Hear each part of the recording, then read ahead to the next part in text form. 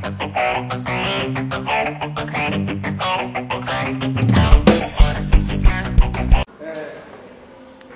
última vez foi comentado, é que o irmão está aqui, que foi comentado no sábado de que o que era sacrificado na Páscoa poderia ser um animal bovino, né?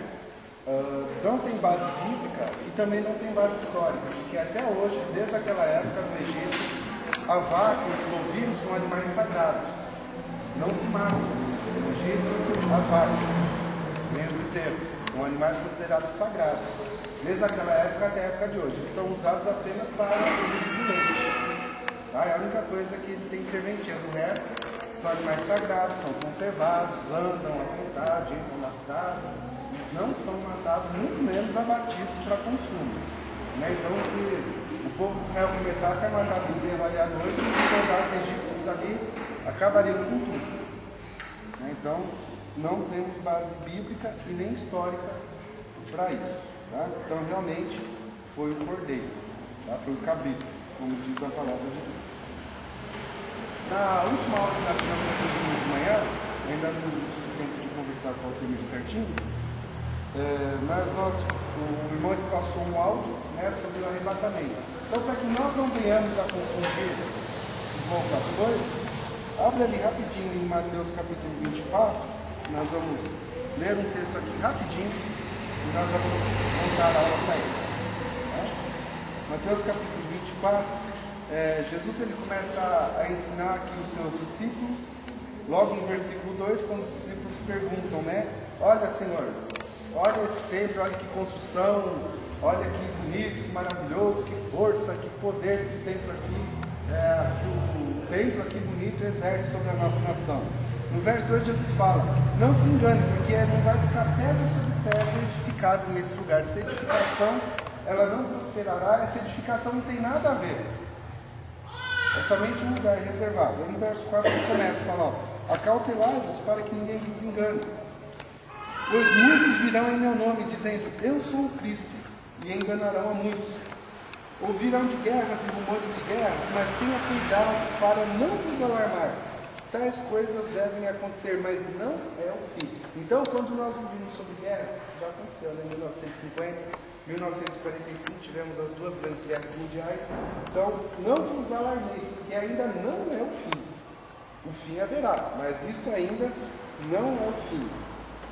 7. Levantar-se-á nação contra nação, reino contra reino. Haverá fome, pestes, terremotos em vários lugares.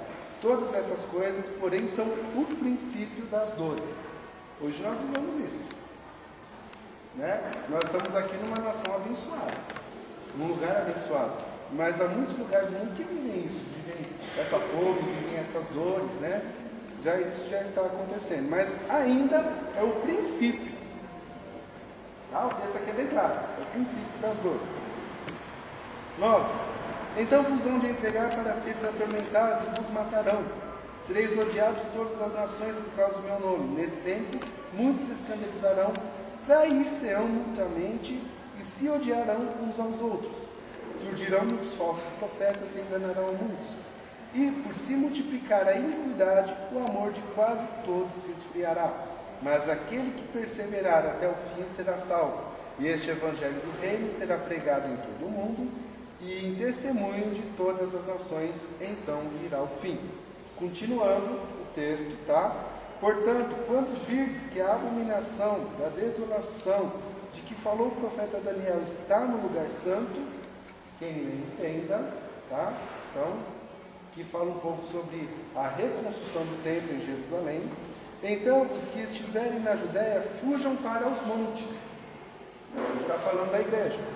Quem estiver no telhado, não desça para tirar alguma coisa de sua casa. Falando da igreja. Quem estiver no campo, não volte atrás a buscar as suas vestes. Falando da igreja. Mas ai das que estiverem grávidas e das que amamentarem naqueles dias. Orai para que a vossa fuga não aconteça no inverno nem no sábado. Pois haverá então grande aflição, como nunca houve desde o princípio do mundo até agora, e nem haverá jamais. E nós estamos passando então, ainda não chega perto. Nunca houve desde a fundação do mundo. 22. Se aqueles dias não fossem abreviados, nenhuma carne se salvaria, mas por causa dos escolhidos serão abreviados naqueles dias. Então, se alguém vos disser, olhai, o Cristo está aqui ou ali, não lhes dei crédito. Hoje nós vemos muito isso. Muitas igrejas a gente olha e fala, não, realmente Deus está neste lugar. Deus está naquela igreja, Deus está ali naquele outro lugar. A palavra fala, muitos olharão e dirão, eis o Cristo aqui, eis o Cristo ali, mas enganarão muito. 24. Pois surgirão falsos cristos e falsos profetas, e farão tão grandes sinais e prodígios, curas maravilhosas, né? Que, se possível, enganariam até os escolhidos. Prestai atenção, eu vos tenho predito. Portanto, se vos disserem, olhai, ele está no deserto, não saiais. Ou, olhai, ele está no interior da casa, não acrediteis. Pois, como o relâmpago sai do oriente e se mostra até o ocidente, assim será também a vinda do Filho do Homem. Onde estiver o cadáver, aí se ajuntarão os abutres. Então, o verso 27, ele diz que todas essas coisas acontecerão antes do arrebatamento. Tá? Porque aqui está falando do arrebatamento, tá? Como um relâmpago que sai do oriente e se mostra no ocidente, assim será a vinda do Filho do Homem. Aqui é o arrebatamento, não é a volta de Jesus ainda. Tá bom? São dois acontecimentos diferentes. Nós já estudamos aqui em aulas passadas a diferença de arrebatamento e de volta de Jesus. Tá? Então aqui é o arrebatamento. Porque o arrebatamento tem que ser uma coisa muito rápida, será como um relâmpago que sai do oriente, se mostra no ocidente, assim vai ser o arrebatamento. Os céus vão se abrir, a igreja será tirada da terra e a terra vai continuar normal. Tá? Aí 29, aí sim começa onde passou aquele áudio da semana retrasada, tá? Verso 29, logo depois da aflição daqueles dias, o sol escurecerá, a lua não dará mais a sua luz, as estrelas cairão do firmamento, tá? E aí vai acontecer todas essas coisas. Depois, lá no verso 44, que vai chegar então a segunda volta de Cristo. Tá? Então, para que nós não venhamos a confundir os acontecimentos, tá bom? Há dois acontecimentos diferentes, tá? Então, o primeiro deles é o arrebatamento e depois que vem a volta de Cristo. Tá? Lembrando que na volta de Cristo, aqueles que foram arrebatados, a igreja voltará juntamente com o Senhor. Aí sim ele vai voltar a olho visível, que todos possam ver e todos possam enxergar, inclusive aqueles que estiverem aqui na terra. Tá? Os ímpios que permanecerem na terra, que tiverem a marca do anticristo, a marca da bênção de suas vidas, aqueles que estiverem servindo ao anticristo, eles vão vir o Senhor voltar. Tá? Juntamente com a igreja. Ele vem com um grande poder e glória, ele vem para estabelecer o seu reino aqui na terra. Tá? Mas antes disso tem um arrebatamento, que é um acontecimento diferente, que é somente para a igreja. Tá? Os índios vão continuar aqui na terra como se nada tivesse acontecido. Só vão perceber quando vê que muitas pessoas desapareceram. Tá? Então o arrebatamento é uma coisa e a volta de Jesus. Tá bom? Vamos orar? Pode assumir? Durante muito tempo eu tive em relação a esse versículo 24 aí, porque surgirão falsos cristos, falsos profetas, farão tão grandes sinais, prodígio, que, se possível, enganariam aos escolhidos. Por muito tempo eu não sei como que isso vai acontecer, porque nos dias que vivemos hoje, há muitos milagres, há muitos prodígios, a gente vê os líderes de igreja, né, divulgando mais milagres, mais prodígios, e as pessoas seguem essas pessoas. Então enganarão muito com essas coisas. E foi a escola bíblica mesmo, Deus colocou no meu coração, quem não será enganado, né, dessa forma. Aí, aqui na escola bíblica mesmo, eu li no 1 João 4, no versículo 16, tá? Deus me confirmou assim: que nós conhecemos e cremos no amor que Deus nos tem amor, e quem está no amor está em Deus. E Deus nele. Então, só pelo amor a gente não será confundido. E aqui eu tive essa revelação aqui na escola bíblica de manhã. Porque muito tempo eu falei, meu Deus, nesses últimos tempos muitos crentes vão ser confundidos com essas coisas que estão acontecendo. Está me entendendo? Muitos sinais. E a Bíblia fala que até o Satanás também faz milagre, engana as pessoas com falsos curas, falsas. Então, por muito tempo, questionei isso, né? Então, o irmão perguntou assim, no caso, quem não seria enganado? Né? Foi a questão que o irmão fez com Deus. Exatamente. Porque eu gostaria de aproveitar o gancho do irmão, que no verso 16 de 1 João, capítulo 4, eu gostaria de dar uma subidinha aqui para o verso 13. Porque esse contexto que o irmão leu, logicamente Deus deu o contexto para ele, começa no verso 7 e vai até o verso 21. O contexto todo, nós demos aqui uma lidinha no 16. Mas o verso 13 ele diz o seguinte: ó, nisto conhecemos que estamos nele, tá? E ele em nós, por termos dado o seu Espírito. Através do Espírito Santo, nós temos essa certeza. O Espírito Santo ele nos revela. Então o Espírito Santo não nos permite, não permite que nós sejamos enganados. Estou formulando a frase, né? O Espírito Santo não permite enganação às nossas vidas. A direção do Espírito Santo, porque quem nos revela a palavra de Deus? Então quem que vai nos ensinar? O Espírito Santo. Que vai nos ensinar. Que não vai permitir que nós sejamos enganados. Então uma das buscas que nós temos que ter muito grande, e que Satanás tem apagado de dentro das igrejas hoje, é a busca do Espírito Santo. Hoje em dia as pessoas vêm para a igreja buscando a prosperidade, buscando a cura, porque os sinais dos falsos cristos é isso. É a cura e a prosperidade. Mas não estou falando que a prosperidade não vem de Deus. Tá? Mas um sinal, a pregação do falso Cristo. Agora, porque ele não pode batizar com o Espírito Santo. Agora, o verdadeiro Cristo, ele sim. Tá? Porque a palavra de Deus ela diz lá em Lucas capítulo 3, verso 16: vem aquele que é mais poderoso do que eu, do qual não sou digno de desatar a correia das sandálias. Ele vos batizará com o Espírito Santo e com fogo. Quem batiza com o Espírito Santo não é o Espírito Santo, é Jesus. Ele batiza com o Espírito Santo e com fogo. Então, quando nós temos o Espírito Santo em nossas vidas, nós temos a revelação da palavra e nós não somos enganados. Amém? Pode. Falou sobre esse princípio.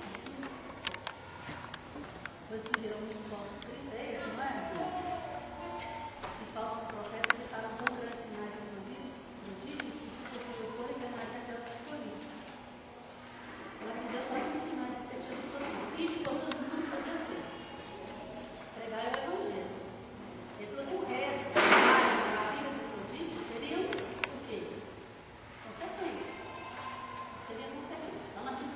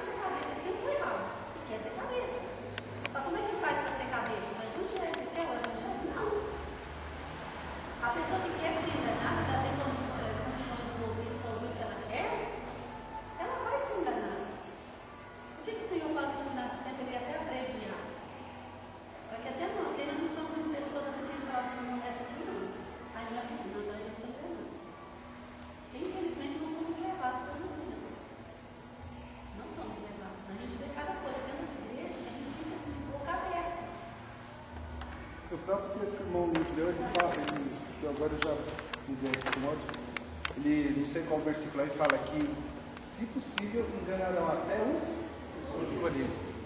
Se possível. Não diz que vai enganar os escolhidos, é se possível. Então se firme. Se firme no Espírito Santo. Lucas capítulo 17, o verso 21 diz que Jesus passava pregando o Evangelho do Reino. Qual era a pregação de Jesus? O Evangelho do Reino. Amém, queridos? Podemos entrar na lição 9?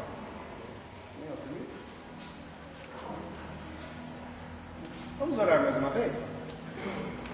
Pai, nós te agradecemos por essa manhã e que a direção do Senhor e a direção do Teu Espírito Santo seja na vida do Teu Filho agora, que o poder e a autoridade do Senhor esteja na sua vida, que Ele receba agora, Senhor, das partes do Senhor toda a eloquência, que Ele receba agora a palavra de sabedoria, a palavra profética para trazer às nossas vidas a Tua revelação. Pai, dê discernimento, autoridade, intrepidez a Tua palavra, em nome de Jesus. Amém. Amém, irmãos. Graças a paz. Vamos terminar essa lição, então. Só uma pequena, rápida lembrada. Lição 9, chamados a renúncia ao serviço. E o texto-chave está em João 13, 15, que diz: porque eu vos dei o exemplo, para que, como eu vos fiz, façais também. Por favor, próximo. A introdução, domingo que a gente começou a lição e estava sendo reto. Eu falei das pirâmides para a gente poder só ligar um estudo ao outro. Nós lembramos da lição dos 3 T's, né? Tempo, talento, tesouro, aquilo que nós estamos empreendendo dentro do reino de Deus, nosso tempo, nosso talento, nosso tesouro. E eu fiz lembrar sobre a pirâmide. A pirâmide foi tempo desperdiçado, foi talento desperdiçado e foi tesouro desperdiçado para construir um túmulo. Não é isso que nós conversamos? Quem esteve lembra disso? Tá? Então, quando você vê uma pirâmide, lembra dessa ilustração. Tá? O tempo que gastamos, o tesouro que gastamos, né? O talento que gastamos em coisas em vão, que vão se perder. Quando que na realidade hoje, com o conhecimento que temos dentro da palavra de Deus, devemos gastar nosso tempo, o nosso talento e o nosso tesouro dentro da obra do Senhor. A mensagem da cruz então envolve renúncia e serviço. Se alguém quer vir após mim, a si mesmo se mede. Lucas 9, 23. O chamado que recebemos de Jesus é a de renunciar ao mundo e abraçar o serviço pelo reino de Deus. Não podemos omitir esta verdade em nossos púlpitos. Irmãos, não existe vida cristã sem trabalho, sem serviço.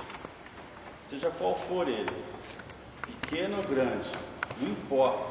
Para Deus não tem tamanho. Não importa se você vai ser um apóstolo Paulo ou se você vai ser só o Altemir. O importante é desenvolver aquilo que Deus te deu. O ministério que Deus te deu, o serviço que Ele te deu. Isso que é importante. Próximo. O discípulo e a vida de renúncia. Ser discípulo é negar o seu eu. Lá em Lucas 9, 23 a 27. Salvam a vida os que desentronizam seu eu, negando-se a si mesmo, para que a vontade do Senhor impere. Então nós falamos sobre Lucas 12, 31, que diz assim: buscai antes o reino de Deus e todas essas coisas vos serão acrescentadas. Mas o que nós vemos hoje é justamente a inversão desse versículo. Buscai antes todas as coisas e vos serão acrescentadas o reino de Deus. Queridos, quando nós aceitamos a Jesus, chegamos dentro da igreja com uma carga muito negativa. E precisamos reaprender muitas coisas, especialmente a ótica da vida cristã. O que ocorre então é que às vezes demoramos para aprender esse versículo na sua realidade. O ativismo, o dia a dia, a preocupação de sustentar uma família, de viver dignamente, às vezes rouba o foco verdadeiro da vida cristã. Se a gente buscar primeiramente o reino de Deus, aquilo que Deus tem para as nossas vidas, aquilo que nós devemos desenvolver dentro desse reino, todas as outras coisas serão acrescentadas. É Ele que acrescenta, é Ele que faz, não é você que corre atrás. Você tem a sua parte, mas é Ele que vai fazer o resto. Você pode estudar, mas é Ele que vai te promover. É Ele que vai te colocar na hora certa, no momento certo, no emprego certo, ou no negócio certo, não sei. É Ele. É Ele. É Ele que vai trazer o vento que traz as cordonizes na direção do povo. Não é você que tem que provocar o vento. Entendeu? Não é você que tem que correr atrás da bênção, a bênção vem ao seu encontro. Então esse momento, esse start, às vezes demora muito de pessoa para pessoa. E a intenção aqui é que você acorde. Eu sei que você tem as suas necessidades, todos nós temos, eu também tenho. Mas se você ficar muito tempo nesse versículo invertido, o tempo passa. O talento vai. E o tesouro também. E quando menos se espera, acabou. Foi-se o momento. Perdeu-se a chance. Próximo. Foi nesse ponto que nós soltamos a última trombeta. A intenção daquela palavra que foi revelada em 1952, essa visão que foi trazida ali na Noruega, em 1952, foi apenas para te lembrar algo: Jesus está voltando. Foi apenas para te dizer: olha, não adianta construir aqui na terra, porque vai ficar tudo. Não vai? Os egípcios levaram o que estava dentro da pirâmide? Não, ficou lá. Irmãos, tudo que vem às nossas mãos aqui na terra é para você administrar em favor do reino. Tudo. Tudo. Tudo. Não é alguma coisa, tudo. Porque na realidade vai servir enquanto nós estivermos aqui, mas vai chegar o momento que a igreja vai ser levada desse local. Não estaremos mais aqui. Você ouviu o caos que vai ser depois que a igreja for retirada.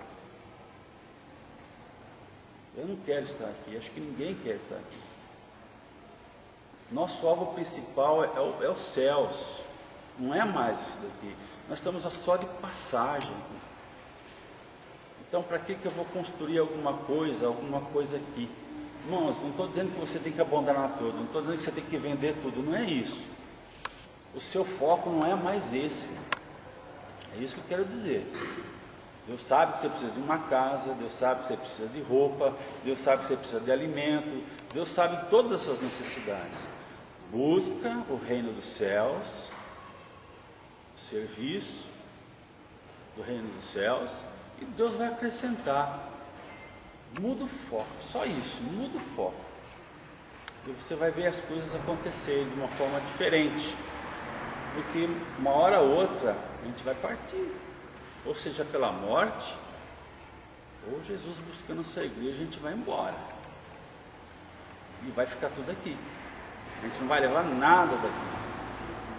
Então essa foi a intenção de liberar aquela profecia. Então, vida eterna com o Senhor Jesus. O discípulo desfrutará da vida eterna com o Senhor Jesus. Portanto, se já ressuscitastes com Cristo, buscai as coisas que são de cima, onde Cristo está sentado à destra de Deus. Pensai nas coisas que são de cima, e não das que são da terra, porque já estáis mortos, e a vossa vida está escondida com Cristo em Deus. Quando Cristo, que é a nossa vida, se manifestar, então também vós vos manifestareis com Ele em glória. Essa é a nossa esperança, querido. Essa é a tua esperança. Nós seremos manifestados com Ele. Quando Cristo retornar a essa terra, e todo olho verá, porque haverá uma câmera de satélite assistindo tudo, nós estaremos lá, nós estaremos com Cristo, junto com Ele. Vamos colocar de novo os nossos pés nesta terra, junto com Cristo. Já pensou nisso? Nós vamos chegar lá, mas no momento, irmãos, nós temos trabalho para fazer aqui e agora. Então vamos viver esse evangelho diferente. O mundo corre para lá, a gente corre para cá. O mundo sobe, a gente desce. Vai para a esquerda, a gente vai para a direita. Não interessa. Vamos fazer a nossa parte. Porque amanhã Deus não vai exigir de nós o que nós não fizemos. Essa responsabilidade não está em cima só de líderes, não. Está em todos nós. Todos nós. Próximo, por favor. Temos que viver essa verdade. Jesus, lá em Gálatas 2:20 diz assim: já estou crucificado com Cristo e vivo não mais eu, mas Cristo vive em mim. E a vida que agora vivo na carne, vivo na fé do Filho de Deus, ao qual me amou e assim e se entregou a si mesmo por mim. Você está vendo o rapaz ali atrás, né? Você já conhece esse homem, né? Se ele estivesse aqui, ele estaria em cima do gasofilaço, pregando. Não tem as duas pernas, não tem os dois braços e prega a palavra de Deus. Quem ouviu um pouquinho o testemunho dele, viu que ele quase se suicidou, né? Mas ele vive esse versículo, irmãos. Versão Nova Bíblia Viva diz assim: eu já fui crucificado com Cristo, eu próprio não vivo mais, e sim é Cristo quem vive em mim, e a vida genuína que tenho agora dentro deste corpo é resultado da minha fé no Filho de Deus, o qual me amou e assim mesmo se entregou por mim. Irmãos, esse Filho de Deus, o Espírito Santo, está em você. O que faz naquele homem ali, faz em nós também. É o mesmo Espírito. E se aquele homem, sem os dois braços, sem as duas pernas, faz o que faz, por que nós não podemos também fazer?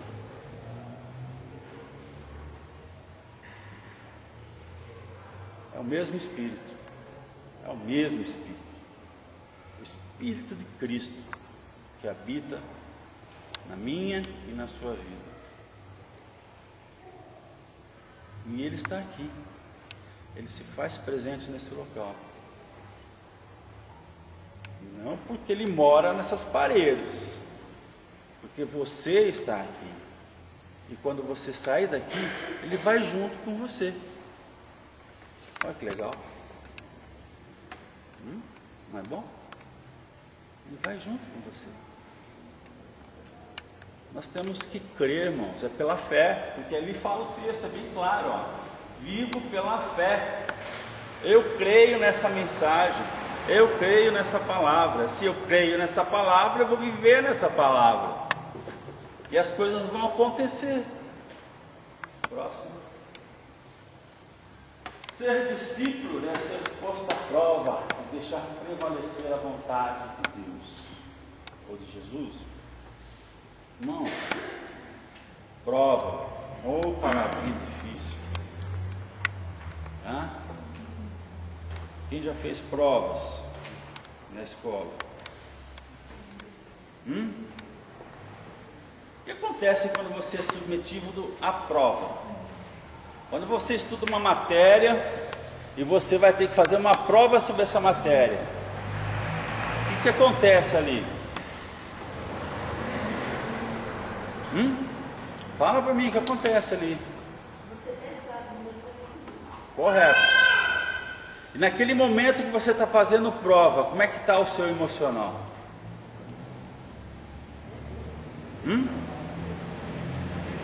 Está tenso?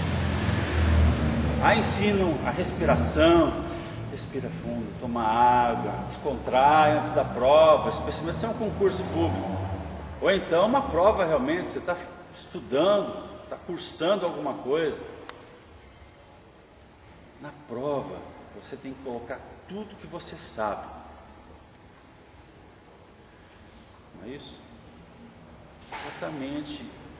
Dentro da vida espiritual é a mesma coisa. Você tem que colocar tudo que você sabe. E se você não sabe, você tem que buscar ajuda. Irmãos, o que nós aprendemos, não podemos somente armazenar, deixar na gaveta ou na estante e não colocar em prática. E ser discípulo, ou seja, seguidor de Cristo, é realmente viver essa palavra, né? É viver essa palavra, é ser colocado realmente à prova. Lucas 9, de 57 a 62, fala justamente sobre isso. Abre lá Lucas.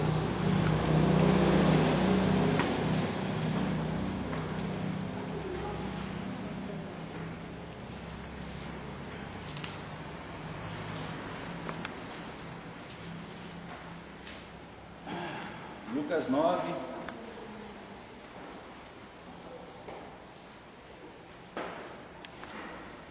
versículo 27. Quando iam passando, alguém disse a Jesus: eu o seguirei sempre onde quer que for. Aí Jesus responde: eu não possuo nenhum lugar para encostar a cabeça.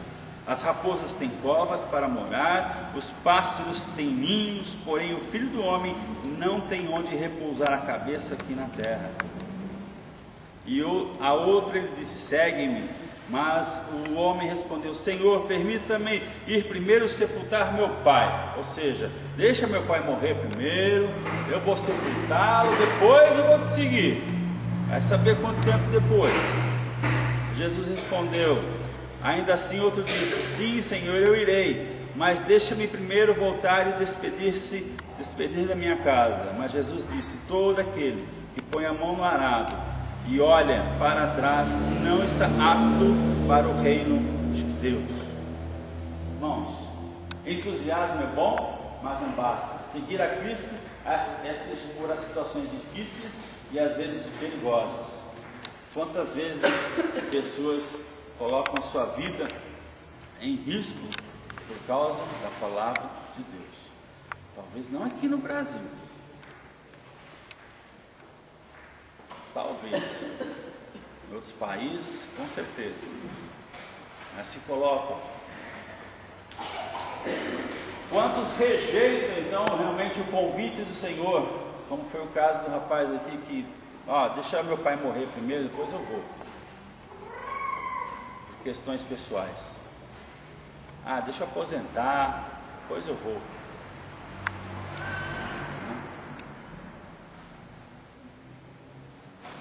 Versículo 61 fala de hesitação.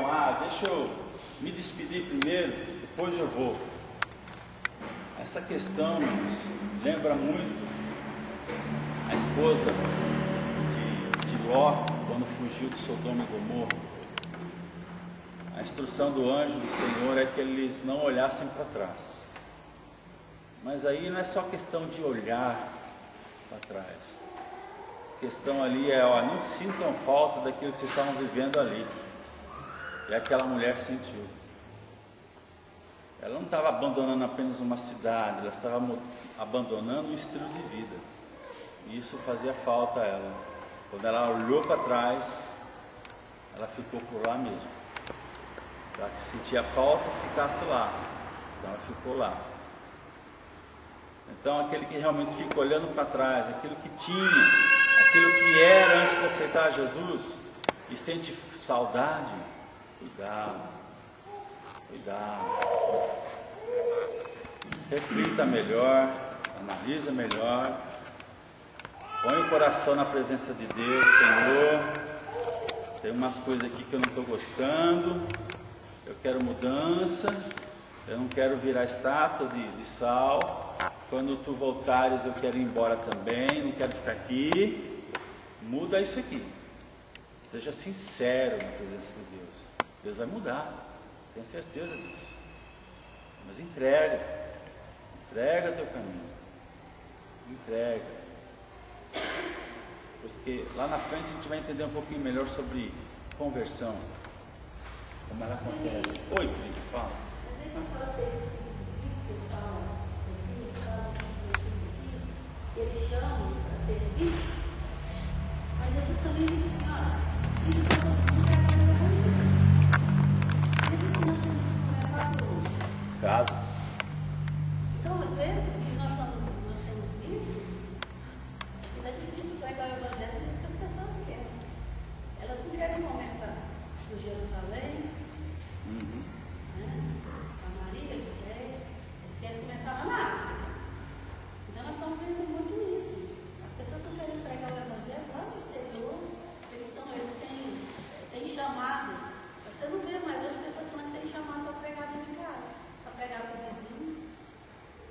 Ele tem chamado para pregar só lá no exterior. Então a gente vê essa dificuldade da igreja entender. O evangelho seria pregado aonde? De onde nós é mais colocado à prova? Dentro de casa. Porque as pessoas se conhecem. Sabem que a palavra que nós falamos, nós temos que viver. Então é isso que eu vejo, assim, a dificuldade de ser discípulo hoje, de ser colocado à prova, é porque as pessoas não querem pregar o evangelho dentro de casa. Porque eles pregam, eles falam, mas não fazem. Não é discípulo. Então é mais fácil pregar lá fora, eu vou pregar. Um tempo atrás eu fui numa missão, eu fiquei horrorizada. Eu voltei assim, tem nunca mais. Se a pessoa não é capaz de pregar dentro da casa dela, porque o estilo de vida dela não condiz, como é que ela vai pregar dentro de casa? Então eu vejo assim, quando Paulo, como Jesus fala isso, ele chama século, Jesus tinha uma vida para mostrar para aquelas pessoas o que eles deveriam seguir. Hoje nós queremos seguidores. Mas o que nós temos para mostrar para esses seguidores? Eu passo muita luta dentro de casa, porque eu não aceito. A palavra falou isso, vai ser isso. Eu pago por isso.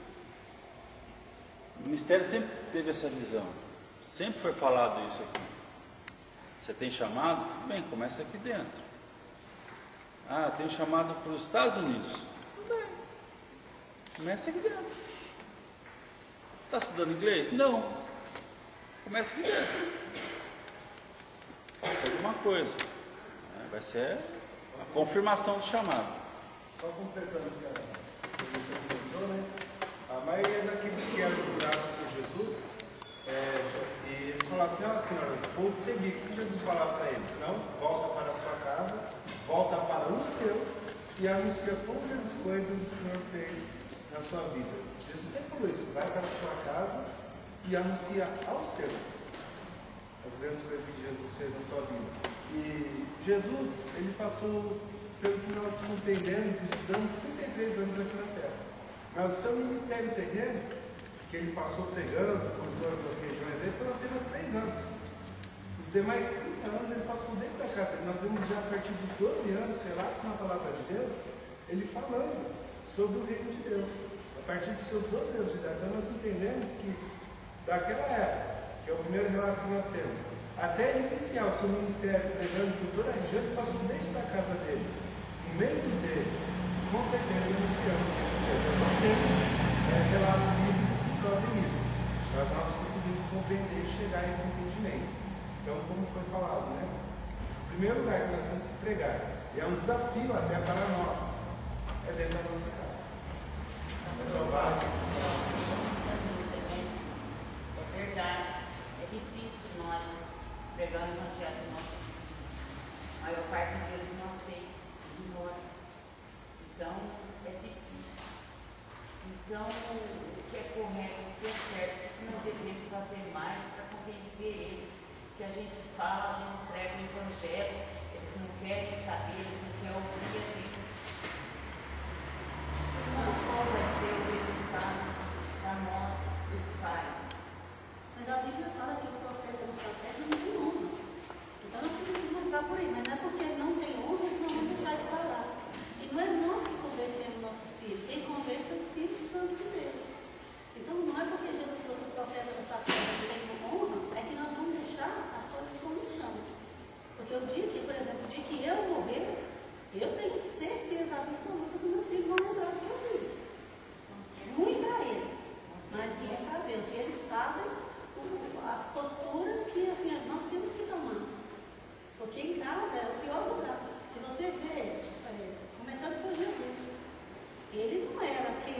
da casa dele, os irmãos dele chamou ele de louco.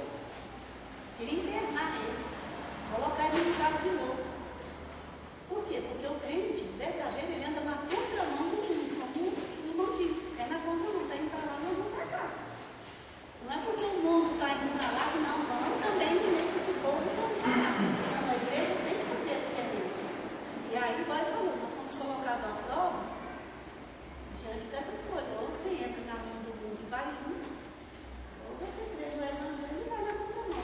E quem nada contra as águas, quem já nadou, sabe que nadar contra a correnteza é 2 braçadas para frente e 10 para trás. Né? Então é difícil, mas é isso que a palavra de Deus fala para nós. Jesus disse assim, ó, no mundo tereis aflições. Ele não falou para nós que seria fácil. Ele disse assim, mas tem de bom ânimo, eu venci o mundo. Aí você olha e vê Jesus pregar, não venceu. É coisa para louco. É coisa para louco, você fala. Então é nós. Se ele venceu, nós também vamos vencer. Que jeito? Pregar. E você pode falar e falar assim, você é louca, você é fanática da igreja, você só vai dentro da igreja, você só sabe ficar dentro da igreja, você é tão família para a igreja, eu nunca vi coisa assim. Eu falo, eu sou feliz. É a melhor coisa, a melhor escolha que eu fiz é estar dentro da igreja, é a palavra de Deus, que eu posso, eu vou sim. Né? Eu falo para ele, né? Principalmente um deles, né? Ignora mesmo, e ele já tem ido na igreja, ele já aceitou Jesus, ele tem frequentado a igreja, mas há aquela dureza no coração, assim, a gente vê e aquilo, sabe, machuca muito a gente se entristece com aquilo, porque a gente quer o quê? A gente quer o melhor, como diz a palavra de Deus. Então nós devemos pregar primeiro nas nossas casas, né? Agora as famílias têm um quarto, os filhos não querem ouvir, chama a gente de louco, que a gente está doente, que a gente é fanático, né? Que a gente só vive dentro da igreja. Jesus foi chamado disso, irmão? Você acha que nós não seríamos? É fácil, gente. Pois é, mas Jesus foi chamado, e ele é nosso espelho, e nós também. Às vezes a gente pode estar pensando que eles não estão ouvindo, mas quando as pessoas se revoltam, é porque elas são confrontadas entre elas. Quando elas reconhecem que elas estão erradas, e para nós reconhecer que nós somos errados, nós temos que estar muito quebrantados. Então, muitas vezes nós estamos ouvindo, nós vemos que estamos errados, então nós confrontamos a pessoa porque nós não queremos aceitar. Muitas vezes a irmã pode pensar que eles não estão dando crédito, mas no momento que eles confrontam o irmão, que eles falam que a irmã é louca, é o momento que eles mais estão dando crédito para o que a irmã está falando. Está incomodando. É verdade, que nem ele mesmo, né? Deus já deu tanto livramento para ele. Quantas vezes ele teve um dia que ele chegou e estava sentado na sala, ele sentou, ele ficou assim, me olhando, né? Eu falei assim, por que você está me olhando? Você tem alguma coisa para falar? Você quer falar alguma coisa? Aí ele pegou e falou assim, mãe, quantas vezes de manhã cedo até eu discutia com a mãe, ligava com a mãe, né? Porque era 6 horas da manhã, 5 horas da manhã, a mãe estava orando. E aí eu discuti com a mãe, você não tem outro horário para você orar? Você não tem outro horário? Você não tem mais o que fazer? A gente vê que é do inimigo, né? Que está ali afrontando a gente, usando o nosso filho, né? Aí até esse dia ele falou para mim, mãe, quantas vezes eu vi você orando de manhã cedo, eu fui contra você e você orando por mim. Quantas vezes eu cheguei de madrugada em casa, você estava ali chorando, na beirada da sua cama, chorando e orando por mim. E ele falou assim, e esse dia, tudo o que aconteceu comigo, eu tenho visto, né? Os livramentos que Deus tem me dado. Eu falei, então, você tem a sua mãe que ora por você. Então Deus tem te dado o livramento através de quem? Das suas minhas orações. Eu falo, como que pensa, bastante, né? Não é fácil. Por isso que não é todo mundo que está nesse caminho. Viu? É estreito, difícil. Mas bem-aventurados e felizes são aqueles que escolheram esse caminho estreito. Próximo. Ser discípulo é ser movido pelo amor sacrificial. Irmãos, esse amor sacrificial faz toda a diferença. Toda a diferença. 2 Coríntios 5,14, parte A, diz assim: ninguém busca o proveito próprio, antes cada um quer de outro. Aquele que tem Cristo, aquele que serve ao Senhor, ele busca realmente o interesse do outro, do seu próximo. Tá? 1 Coríntios 10, 24. 2 Coríntios 5, 14 diz assim: porque o amor de Cristo nos constrange. Na versão Nova Bíblia Viva, esse versículo é bem interessante no inteiro. Diz assim: qualquer coisa que nós façamos não é certamente para o nosso próprio proveito, mas porque o amor de Cristo agora nos governa. Gostei muito dessa tradução. O amor de Cristo agora nos governa. Irmãos, se nós somos governados, não há escape. Nós temos que fazer. Não é? Nós temos que fazer. O amor de Cristo nos governa. Se você abriu a porta do seu coração, Jesus vem e entra e mora, meu querido, o entra e tranca. Obedece. Faz. Vai lá. Está vendo aquele fundo ali? Quem foi no acampamento e ficou lá na cozinha, foi por amor. Recebeu alguma coisa? Não.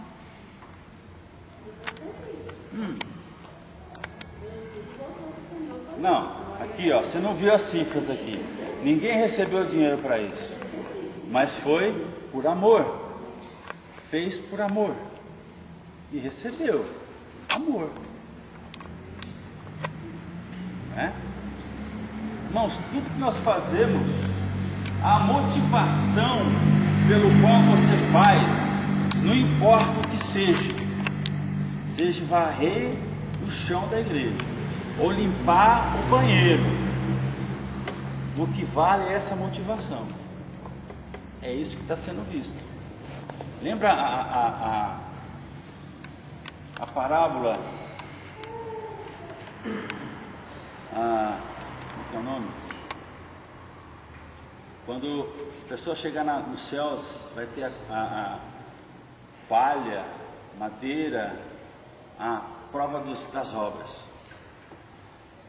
Se for palha, vai queimar. Se a sua motivação em fazer as coisas de Deus for fútil, não tem base bíblica, não tem motivação bíblica, lá no céu a gente vai ver, vai queimar. Vai queimar. E é interessante, as coisas de Deus são totalmente diferentes das nossas. Os valores são outros. Os valores são outros. Os conceitos são outros. Quando Jesus viu a viúva ali entregando tudo o que tinha no gasofilácio, o que ele falou? Aquela saiu justificada, que os outros deram o que resta. Ela deu tudo o que tinha. Foi uma moedinha. Então, o conceito de Deus é diferente. Então, a nossa motivação tem que estar baseada nesse amor aí, gente. Nesse amor. Se ela for baseada nesse amor, não importa o que você faça. Para Deus não é o tamanho da obra, mas é a motivação pelo qual você faz essa obra, esse serviço, aquilo que chega na sua mão. Próximo. O discípulo e a vida de serviço. Mateus 10 fala que Jesus seleciona os seus apóstolos. E em Lucas 10, Jesus escolhe 70 discípulos e envia à frente, 2 a 2. A ênfase principal é só essa: Jesus vocaciona e dá responsabilidade aos discípulos.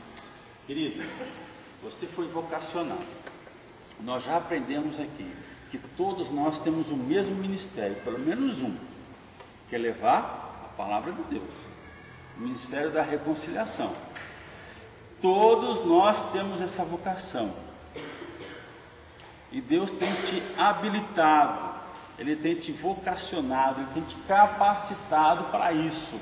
Portanto, a mensagem da cruz não pode ser separada do serviço do reino de Deus. Às vezes, para você poder ministrar essa palavra de salvação, você às vezes tem que prestar algum tipo de serviço, não é? Você chega numa casa, o pessoal está passando fome, como é que você vai pregar a palavra? Você tem que resolver o problema da fome, não é isso? Você chega numa casa, não tem roupa, você tem que resolver o problema da roupa. Então são situações, isso é serviço. Para você chegar só com a palavra. Depois que se supriu essa necessidade, eles estão atentos àquilo que você vai falar. Não significa que eles vão aceitar Jesus. Não significa isso. Talvez não aceite, mas foi plantado. Mais à frente, quem sabe outro possa colher. Mas o importante é você fazer a sua parte. Isso é serviço. Somos salvos sim, mas precisamos engrossar as fileiras com aqueles que colocam seus dons e talentos a serviço do reino de Deus e do próximo. Qual o seu talento? Qual o seu dom? Não é para ficar na gaveta. Às vezes não. Já vi muitas pessoas atrás de dons espirituais. Amém. E daí? O que você vai fazer com ele? Só para dizer que tem? Vai deixar o troféu lá na estante? Não. Quem faz isso é até atleta, quem faz isso é jogador de futebol, corredor de Fórmula 1, coloca o troféu lá e deixa lá na exposição. Para mim isso não interessa, para a gente isso não interessa. Nosso interesse é outro, gente, é vidas, é almas. Esse é o nosso interesse. Esse deve ser o nosso interesse. A Bíblia fala assim que a gente pode buscar dons, tem vários dons, mas o maior dom é o amor. Se não tiver amor, de nada vai adiantar. Os dons servem para aprimorar e ajudar nesse trabalho que é trazer vidas. Você chega no local, resolveu o problema da fome, amém. Ah, tem um doente ali, estica a sua mão ali e ora. Se houver cura, é um dom. Tá? Então tudo é um pacote, na verdade. Tudo é um pacote. Mas você tem que usar. Não tem medo. Porque olha, o medo é uma lástima. O medo é uma lástima.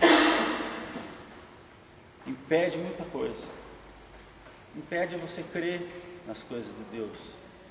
E impede você falar de Deus. Nossa, a gente às vezes fala de tantas coisas, receitas, fala de experiências de outras pessoas, fala do momento político, fala, sei lá, mas quando vai falar de Deus, vai falar de Jesus, trava, há um medo. Nós não podemos ter medo, porque o Espírito que foi nos dado é o Espírito de coragem. Coragem. E quando você fala, o inimigo tem que recuar. Creia nisso. Creia. Próximo. O discípulo tem uma vida transformada, a igreja é formada por pecadores arrependidos e transformados pelo poder do Evangelho. Essa mudança tem que ser evidente a todos. Sobre Paulo se falava, mas somente tinha ouvido dizer: aquele que já nos perseguia, anuncia agora a fé que antes destruía, e glorificava a Deus a respeito de mim. Por que será que estão falando de você? Por que estão falando de você? Aqueles que conheciam antes de você reconhecer o Senhor Jesus como seu Senhor da sua vida. Converter-se, no termo hebraico, significa retornar, virar-se. No grego, metanoia, também significa converter, mudança de pensamento. Então, juntando o hebraico e o grego, conversão não é só apenas mudar de direção, mas também é uma mudança de mentalidade, de mente. Seu computador central, irmão, está aqui, ó. Se ele não mudar o resto, não faz nada. Você pode fingir, mas não é por muito tempo. Não aguenta. Tá? Então, vida transformada. Isso só acontece, ó, com estudo, leitura e entrega da palavra de Deus. Tá? Só assim.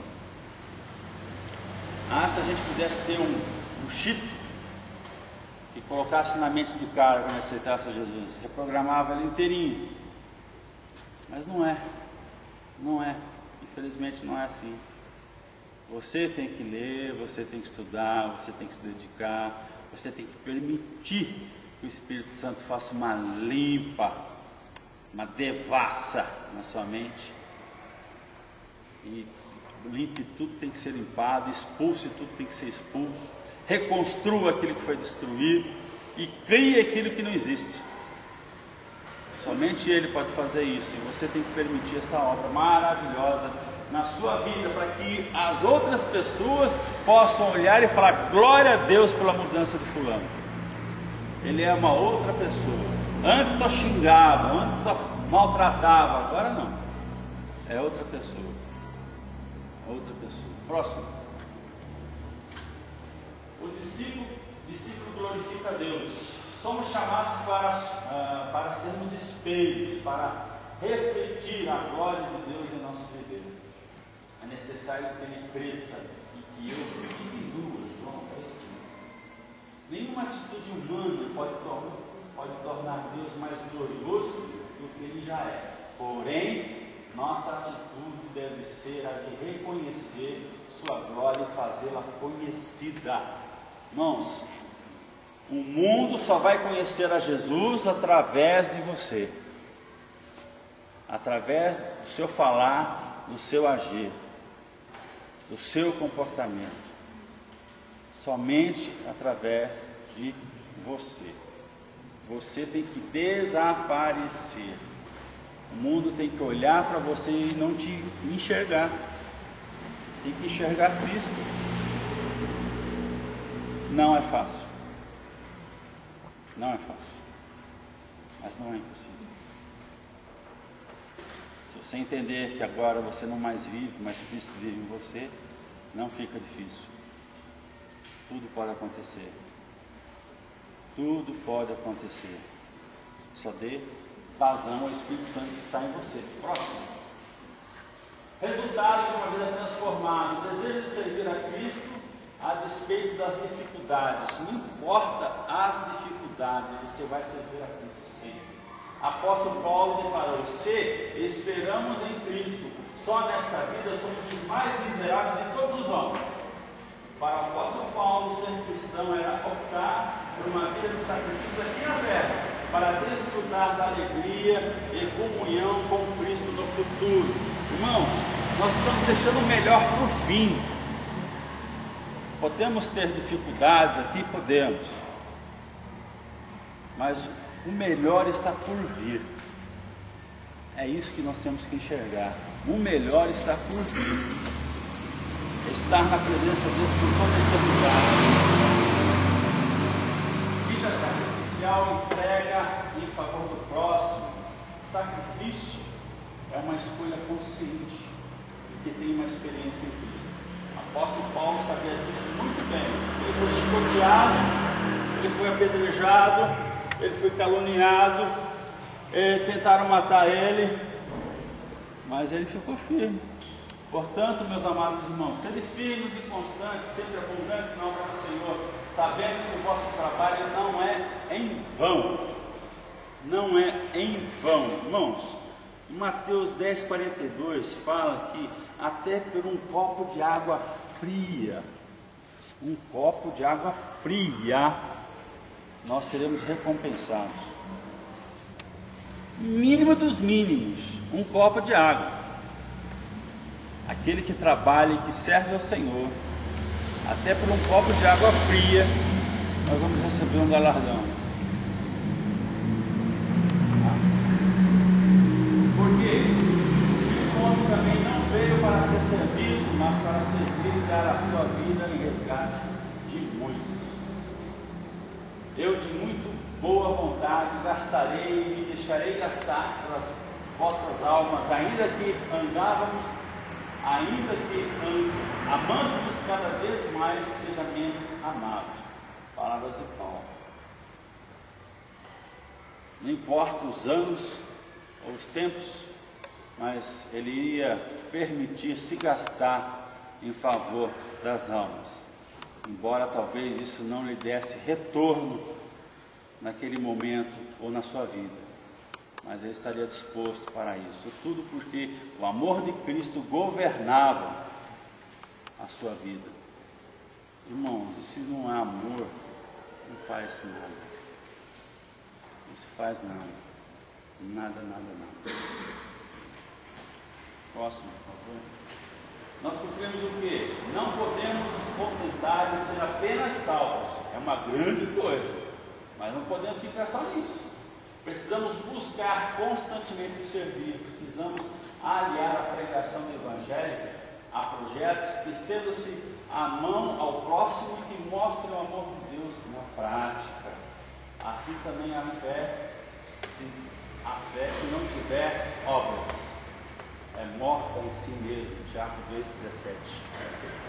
Irmãos, eu queria lembrar a vocês que nós estudamos sobre Hudson Taylor. No dia 1º de março de 1854, com 21 anos, ele chega em Xangai. Depois de 5 meses e meio em alto mar, a viagem prevista para 45 dias, ele ficou 5 meses e meio. Chega em Xangai sem nenhuma recepção, ninguém conhecia aquele homem, ele não conhecia ninguém. Existiam assim alguns missionários que ficavam nos portos, mas não saíam do interior. Ele conseguiu uma residência em um canto lá.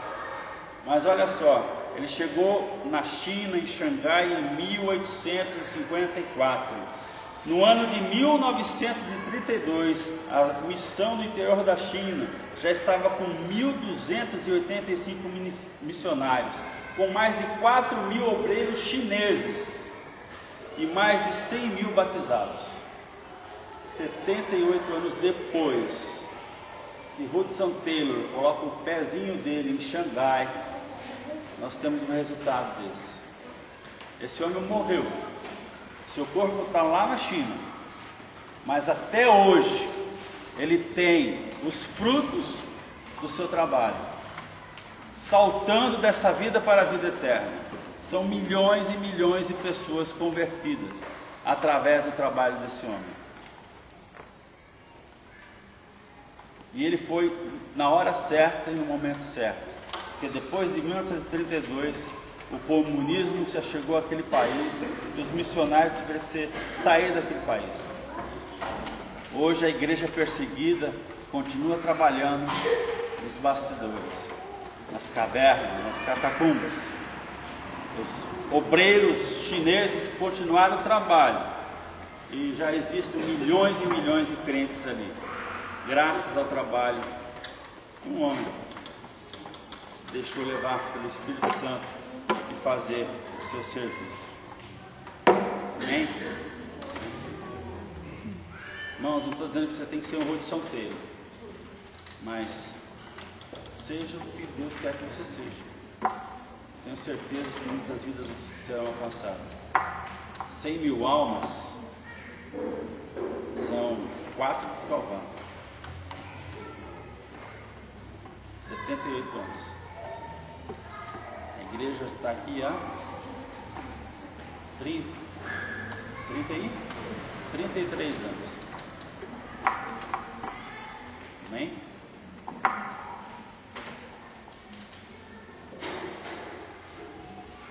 Vamos orar? Pai de amor, a Deus, nós te louvamos, te agradecemos pela tua palavra. E aqui, ó Pai, o que foi semeado, plantado, possa frutificar, Senhor, e que o teu nome seja engrandecido. Nós te louvamos e te agradecemos neste momento, Leva-nos em segurança, Senhor. Concluímos essa escola bíblica para honra e glória do Teu nome.